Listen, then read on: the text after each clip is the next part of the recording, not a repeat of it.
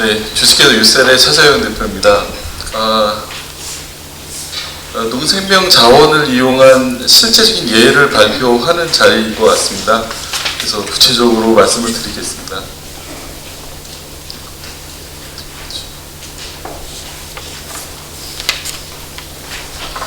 보통 우리가 물질을 이용할 때 모노머가 폴리머 형태로 이루어진 다음에 이 폴리머 형태를 대부분 사용을 하고 있습니다.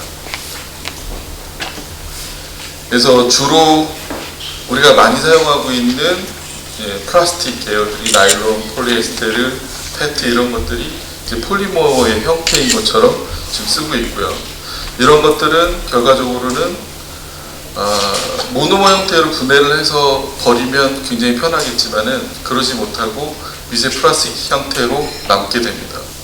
그래서 이것이 결국에는 인간에게 미친 영향을 보면은 우리가 바다에 버리게 되고, 이 버린 것이 결국에 미세 플라스틱 형태로 만들어져 소금에 잔류하거나 아니면 여러 생명체의 잔류한 형태로 우리가 먹게 된 이후에 결국에는 우리 몸에 쌓이고 나서 환경 호르몬이나 이런 물질들에 의해서 질병이 이루어지게 됩니다.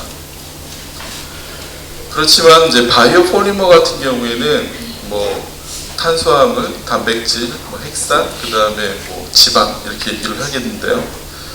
이런 것들은 모노머 형태로 글루코스, 포도당이나 아미노산, 여러 가지 트리포스페이트 이런 형태의 것들로 나눠진 다음에 다른 생명체가 흡수를 하게 되면 그것을 이용해서 다른 생명체가 활용할 수 있도록 바뀌게 된다는 거죠.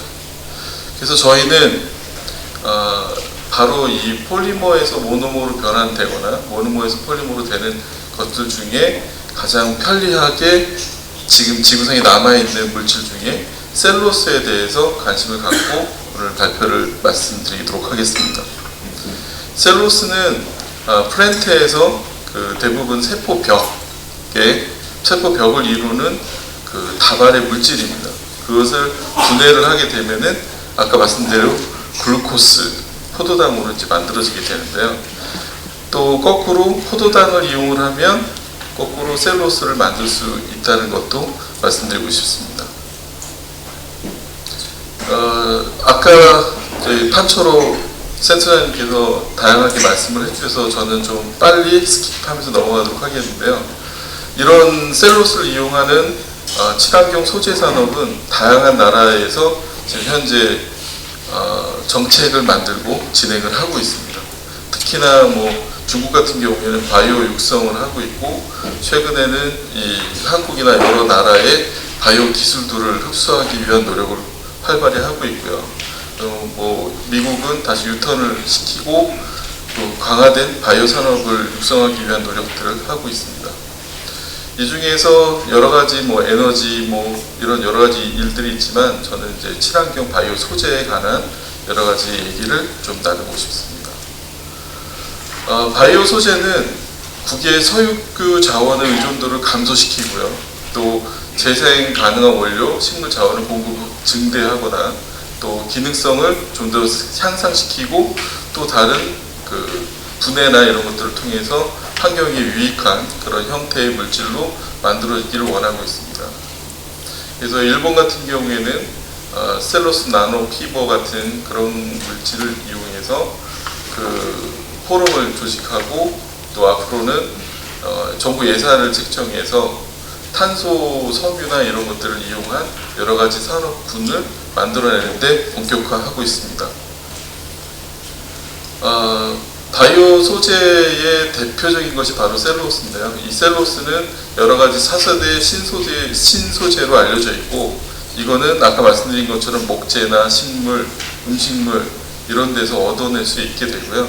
다양한 형태의 분자 형태로 이용되고 있습니다. 그래서 지금 말씀드린 거는 식물에서 그대로 채취해가지고 그것을 셀룰로스의 형태로 이용하는 경우를 말씀드리는 거고요. 이런 것들은 중량 대비 높은 강도를 가지고 있고요. 그 다음에 투명도를 갖고 있어서 셀룰로스를 투명하게 이용을 하면 플렉시블 디스플레이라든지 투명 플라스틱이라든지 이런 것들을 만들어낼 수 있게 됩니다. 또 열을 가해도 형태가 변하지 않는 강한 그 결합력을 갖고 있기 때문에 이런 것들을 이용하게 되면 좀 더 기능적으로 우수한 그런 소재를 만들어낼 수 있다는 게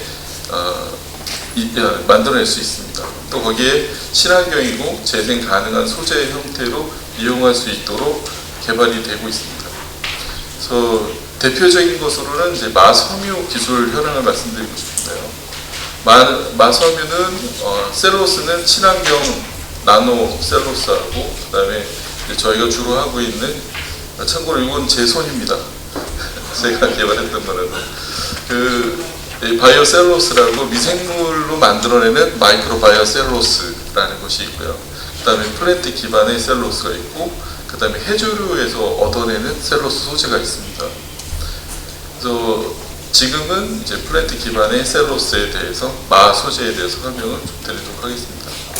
마 소재는 다양한 그 대나무라든지 햄프, 대나무라든지 여러 가지 섬유들 중에 가장 질기고 강한 그런 단면과 능력을 갖고 있는데요. 그 소재로는 친환경 작물로 많이 활용을 할 수가 있고요. 물을 정화하는 데도 쓰고, 그 다음에 제지 펄프, 최근에 펄프 가격이 굉장히 많이 상승하고 있습니다. 그래서 비목재를 이용한 그런 마섬유를 이용해서 제조된 종이를 개발하는 쪽에 많은 나라들이 집중을 하고 있고요. 또 의료 소재, 그 다음에 부직포 원료, 그 다음에 생분해성 플라스틱에 전에는 전분을 집어넣었는데 이제는 셀룰로스를 집어넣어서 강도나 이런 부분들을 좀 더 강화시키는 쪽으로 집중을 하고 있습니다. 그 다음에 다양한 이제 충전재 같은 걸로 지금 개발을 하고 있고요. 이렇게 좀 어렵네. 아까 말씀드린 것처럼 이런 다양한 소재는 차체에 쓰이는 거거나 아니면은 의료용 소재, 그 다음에 플라스틱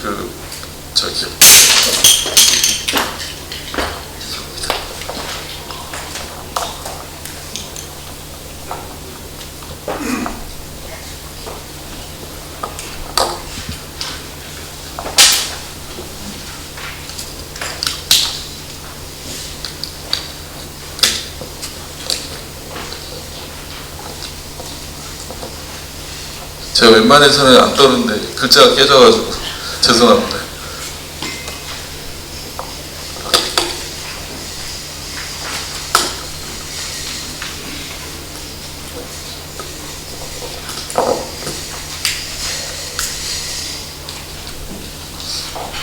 죄송하지만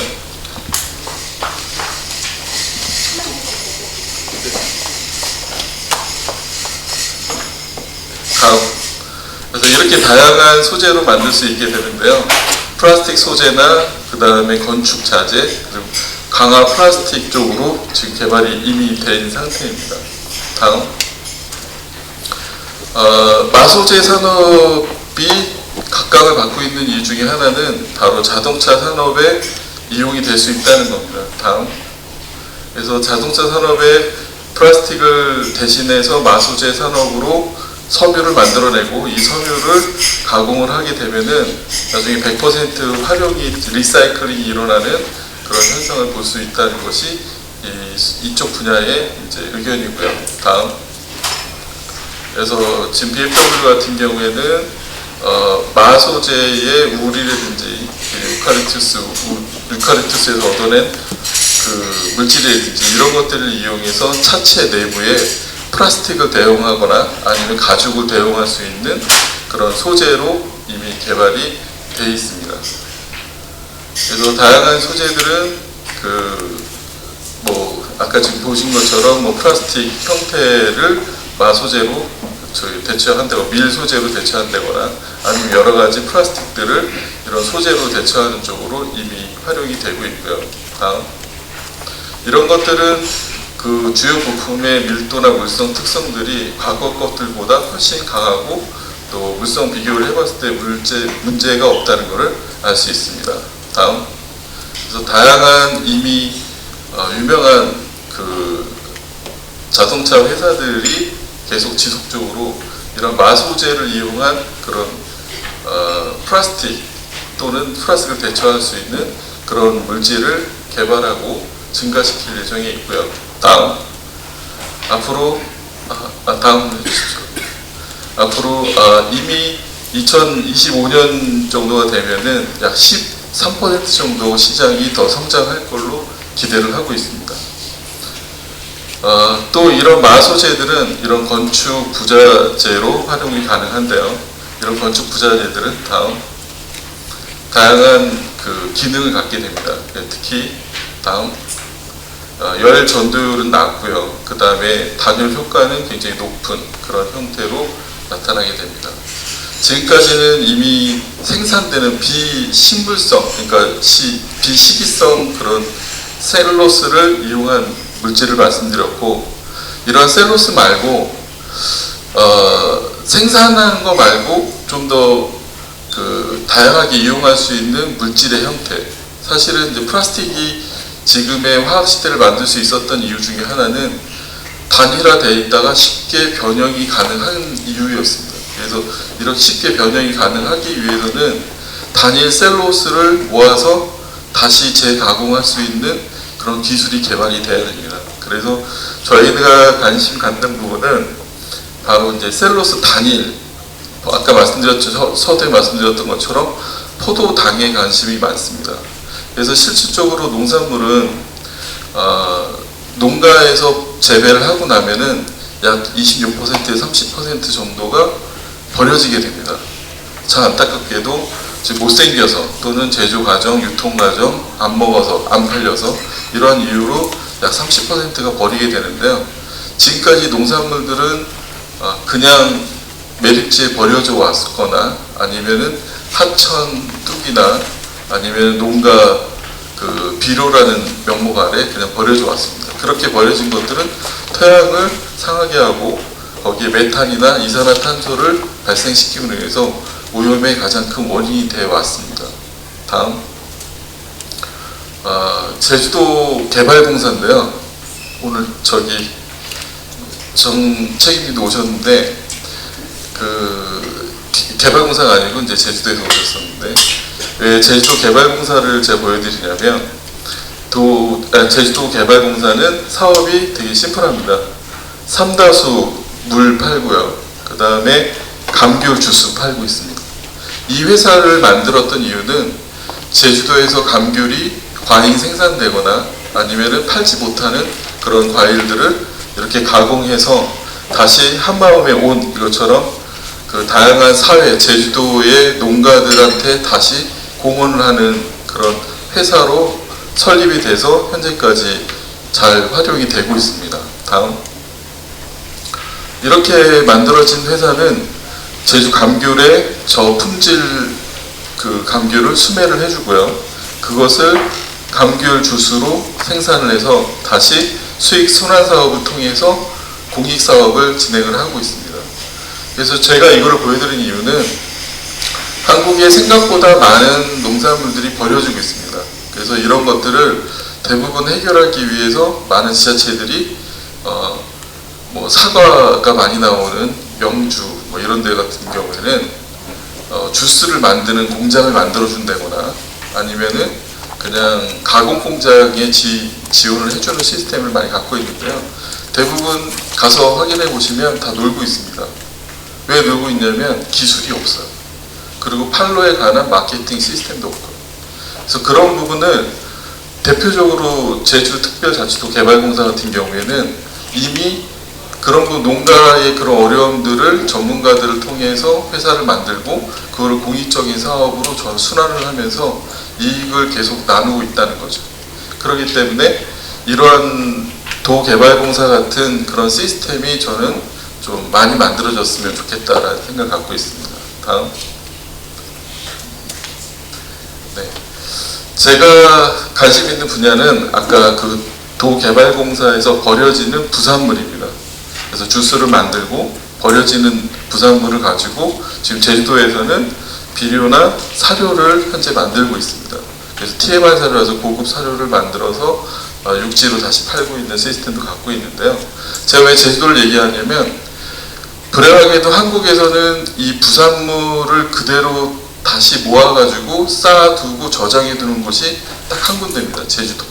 제주도는 토양이 망가지는 거를 우려해서 그거를 분리 저장을 해두고 있는 그런 좋은 시스템을 갖고 있고요. 그거를 또 제주도에서 지원을 해주고 있고 운영을 잘 하고 있습니다. 그래서 제가 관심 있는 거는 바로 그 찌꺼기의 20%입니다. 20%는 액상으로 나오게 되고요.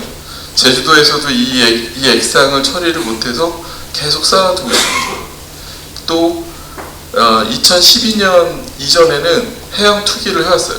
근데 해양 투기가 이제 불법으로 바뀌면서 더 이상 버리지 못하고 쌓아두고 응용할 수 있는 다양한 사업들을 찾아내고 노력하고 있는 중입니다. 근데 저희는 이 버려지는 액상을 이용해서 셀룰로스를 원료로 활용을 하게 되고 이 셀룰로스를 이용할 수 있게 됩니다. 다음. 그래서 보시는 것처럼 찌꺼기를 당류를 분류하고 그거를 발효해서 바이오셀룰로스를 생산하고 그것을 사용하고 버리게 되면 자연계로 다시 돌아가게 되는 거죠. 다음. 이거는 이제 고창에 그 와인, 복분자 와인을 만들고 난 찌꺼기가 씨앗하고 과육이 약간 묻어있는 형태로 버려지게 됩니다. 그래서 그거를 저희가 받아가지고 거기에서 추출을 한 다음에 거기서 일부 당류를 뽑아내고 거기에 미생물을 이제 접종을 시켜서 하루, 이틀, 3일이 지나게 되면은 하얀 띠가 만들어지게 됩니다. 저 띠가 바로 바이오셀룰로스입니다. 그리고 순수한 셀룰로스 100%라고 이해해 주시면 감사하겠습니다. 다음. 이렇게 만들어진 바이오셀룰로스는 에너지, 메디컬, 그 다음에 패션, 그 다음에 화장품 분야에 다양한, 이거 외에도 다양하게 이용할 수 있게 될 것입니다. 다음. 그래서 저희는 이제 세계 최초로 건조 바이오셀룰로스라는 걸 이제 개발을 했는데요.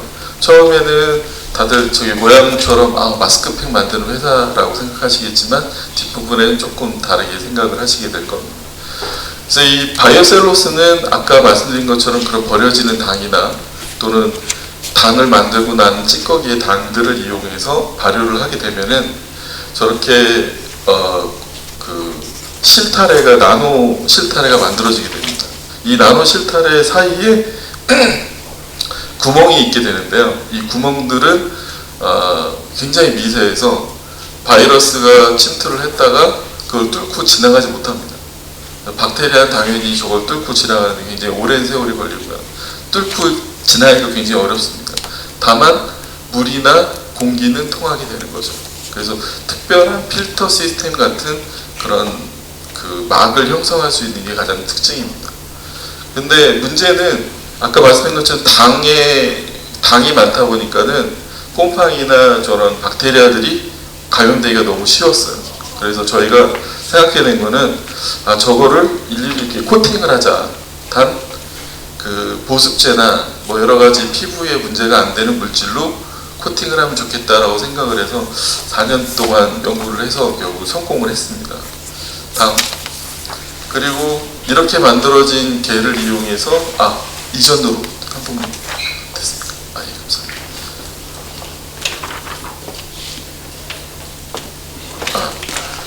여기 보시면은 건조 상태에서는 뭐가 같이 생겼냐면 그 습자지처럼 생겼습니다. 근데 물을 먹으면은 이제 겔 형태로 이렇게 만들어지게 되는데요. 이 특징이 굉장히 많은 일을 저희가 계획하게 됩니다. 이렇게 만들어진 것을 이용해서 여기다 수용성 성분이나 유용성 성분을 코팅할 수 있는 기술을 따로 개발을 했고요. 그것을 이용해서 다음과 같은 이제 메디컬 사업에 저희가 진행을 하게 됩니다. 그래서 저희 회사는 한 10년 정도 됐고 연구 개발은 한 14년 전부터 진행을 했는데요. 요거는 건조 바이오셀룰로스를 만들고 화장품으로 팔면서 그 돈을 벌어서 USP라는 것을 저희가 진행을 했습니다. 만약에 USP가 뭔지 다들 모르시는데요. USP는 뭐냐면 미국에다가 약을 팔기 위해서는 약전에 등록을 먼저 시켜야 됩니다. 그러려면은 이미 그 약에 대한 임상이나 모든 것이 다 끝나야지만 가능한데요. 그것을 이거는 이제 패치이기 때문에 특별히 그런 복잡한 과정이 많이 없었습니다. 다만 안정성과 기술에 관한 그 안정성 부분만 저희가 해결을 하면 돼서 맨 처음에 FDA에 3년간 검사를 받았고요. 그 다음에 2년 동안 USP에 등록이 돼서 작년에 등록이 됐습니다. 그와 동시에 유럽하고 미국 뭐 등등등 해서 전 세계 이제 특허가 나왔고요. 요 앞쪽에 먼저 등록된 약은 한미약품의 역류성 식도염 약이었습니다. 그래서 그게 등록이 먼저 됐었고, 그 다음에 이제 저희가 두 번째로 드라이 바이오셀로스라는 이름으로 이렇게 만들어졌는데, 이게 뭘 의미하냐면 한국에서 약을 등록해서 KFDA에다 먼저 등록을 한 다음에 미국에 팔려고 하면은 미국에서 팔 수가 없습니다. 인정을 안 하기 때문에. 근데 미국에다 먼저 등록을 하고 한국에다가 약을 파는 거는 문제가 되지 않습니다. 왜냐하면 한국에서는 USP를 먼저 인정을 해주기 때문에 그렇습니다. 그래서 이렇게 인정을 해주는 나라가 USP, 그 다음에 BP, 그 브리티시 영국 약전, 그 다음에 EU, EP 그래서 유럽, 그 다음에 최근에 재팬도 들어가는 것 같고요. 그 다음에 CP, 그래서 차이나는 다 인정을 안 합니다. 자기네 것만 인정을 하기 때문에 CP는 따로 등록을 해야 됩니다. 그래서 저희가 지금 계획은 USP를 따고 나서 지금 CP를 받으려고 노력을 하고 있고요. 왜냐하면 전 세계 이 패치를 이용할 가장 많은 환자가 중국에 되게 많습니다. 그래서 그 부분에 대한 노력을 저희가 하고 있고, 그 다음에 EP는 여기에서 얻어진 결과물을 가지고 저희가 그 공장을 만들어서 잘 운영을 한 다음에 시도를 하면은 될 거라고 생각을 하고 있습니다. 그래서 이렇게 얻어진 거는 지금 뭐 저희 거하고 비슷한 제품이 이미 나와 있습니다, 미국에는. 근데 그들은 USP를 안 받고 좀 우회해서 이걸 진행을 했었는데, 저희가 USP를 받음으로 인해서 선점적인 우위를 갖게 됩니다. 그래서 다른 바이오셀로스로 제품을 만들었을 경우에는 저희가 그거에 대해서 불법이라고 얘기를 할 수 있는 입장이 바뀌기 때문에 저희가 USP에 등록된 거는 굉장히 많은 의미를 갖게 되는데요. 또 이렇게 만들어진 뭐 이런 건 좀 스킵을 하고요.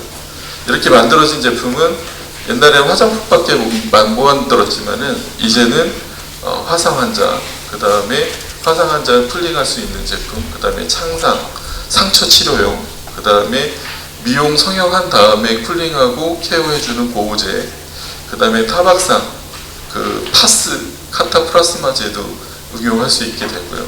그 다음에 관절염 치료제, 그 다음에 미용 성형은 보톡스 패치나 다양한 뭐 아토피, 뭐 여성 생리대도 만들 수 있게 되고요. 다양한 원료로 저희가 활용할 수 있게 됩니다. 의료용 원료로.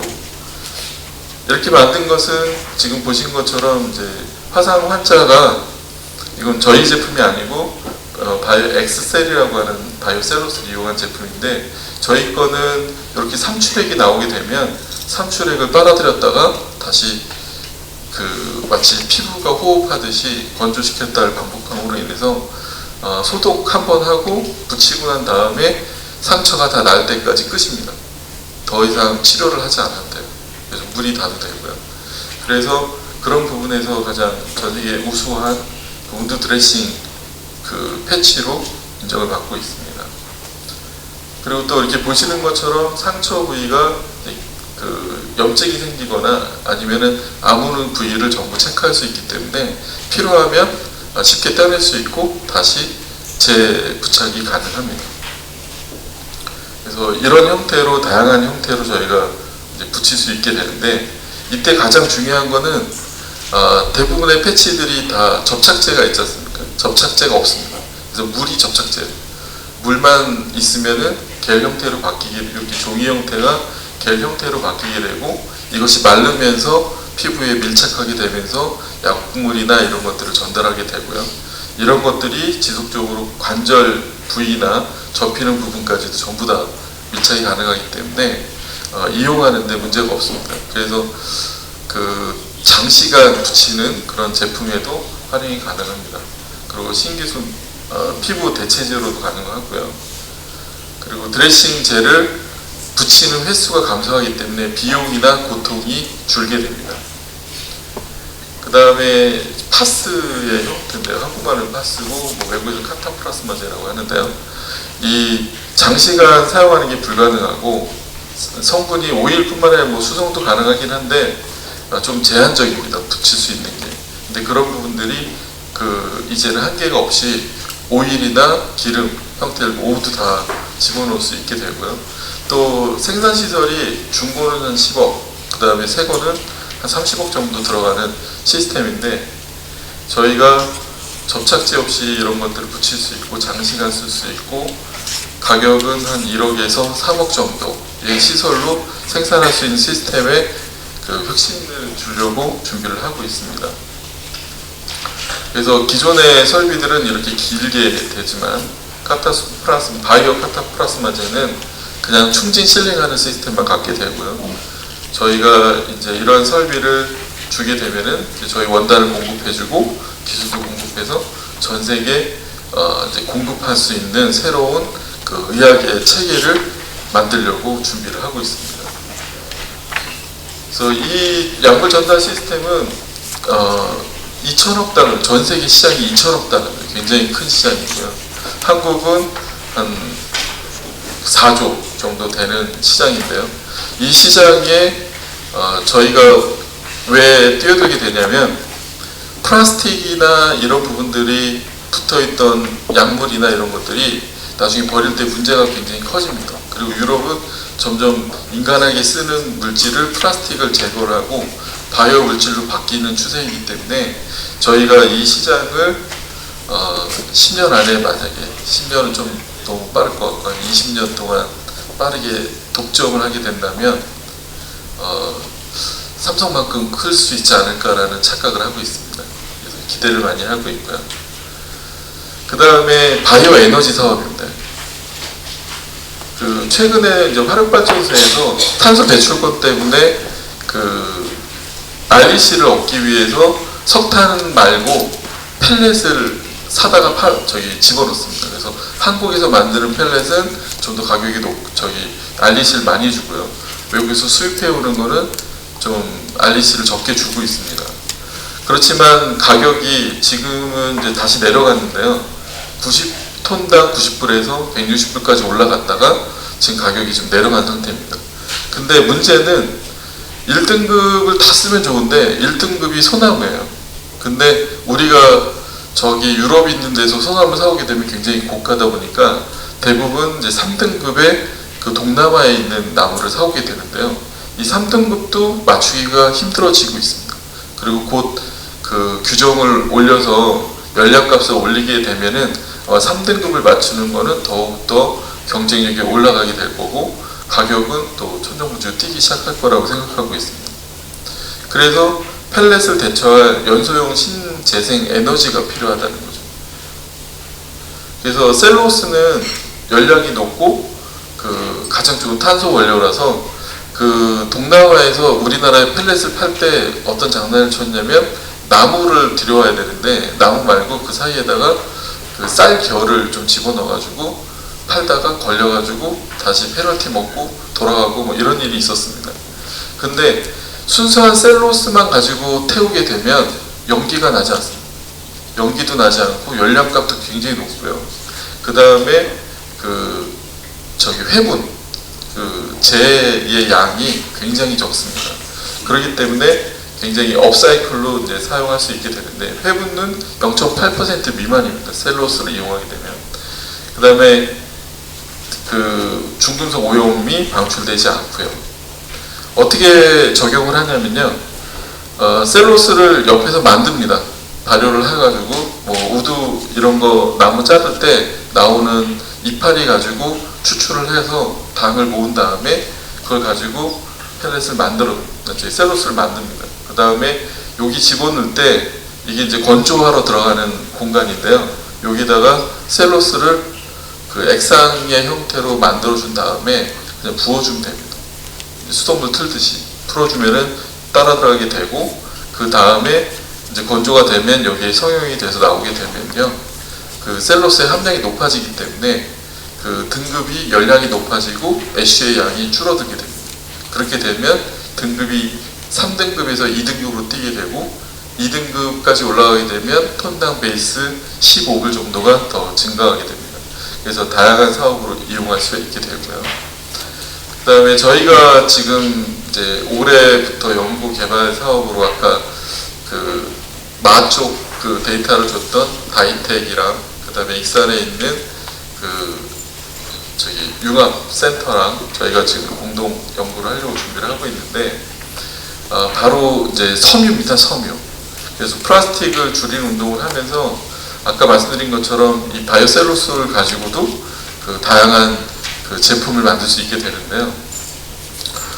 저희가 이제 바이오셀룰로스를 이용한 원사입니다. 100% 바이오셀룰로스를 가늘게 잘라가지고 이게 원단을 0.5mm로 자릅니다.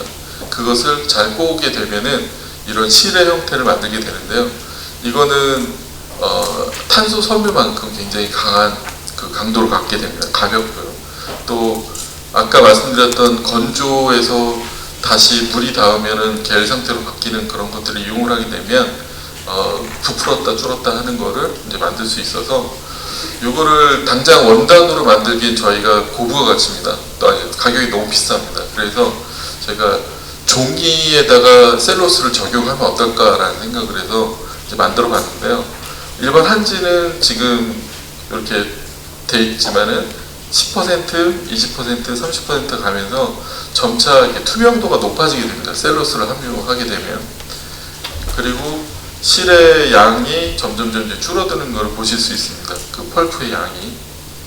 그래서 저희가 어떤 특징을 갖게 되냐면 얘를 물 속에서 그냥 담가놨어요. 그래서 지금 1시간 이후에 거의 24시간을 담갔을 때도 비슷한 현상인데 담가 놓으면은 이렇게 풀리게 됩니다. 한지는. 근데 10%만 함유해도 풀리지 않습니다. 그래서 현미경으로 봤더니 그 풀리지 않은 건 아니고요. 셀룰로스가 군데군데를 이렇게 꽉 잡고 있습니다. 잡고 있어서 풀어지는 거를 이제 방지해주는. 그래서 셀룰로스 함량이 높아짐으로 인해서 그 밀도나 이런 것들이 굉장히 높아지는 그 종이를 만들 수 있게 되는데 이거를 잘 잘라가지고 다시 꼬우게 되면은 한지 옷을 만드는 것처럼 하게 되면요. 셀룰로스에다가 여러 가지 이제 물질을 집어넣어 주게 되면 다양한 기능성 물질을 우리가 이제 옷을 만들 수 있는 근간을 만들 수 있습니다. 또 한지를 그 종이로만 봤을 때도 그냥 한지만 썼을 때는 번짐 현상이 되게 많은데 점차 높아짐에 따라서 선명도가 높아지죠. 그래서 번지지 않고 좀 더 고기능성 종이를 만드는데 활용할 수 있게 됩니다. 그래서 저희가 이걸 잘 개발을 해서 한국의 지폐는 전 세계의 다른 지폐와 다르게 좀 더 기능성을 갖는 그런 원단으로 만들어는 그런 거를 개발해보고 싶습니다.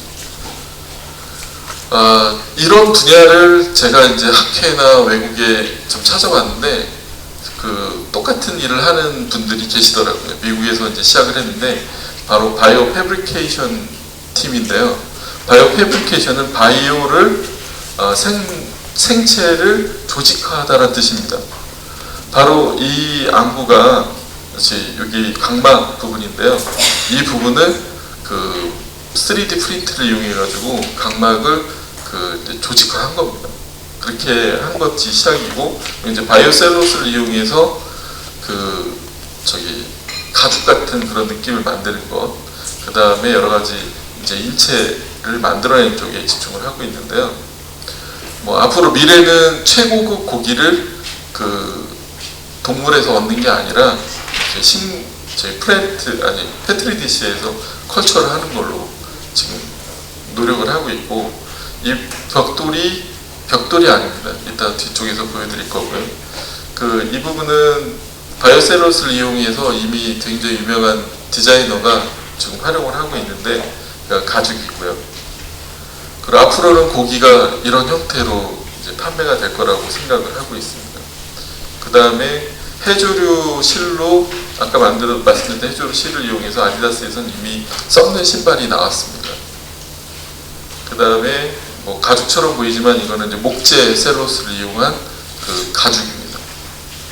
그리고 셀룰로스를 이용한 가죽이고요.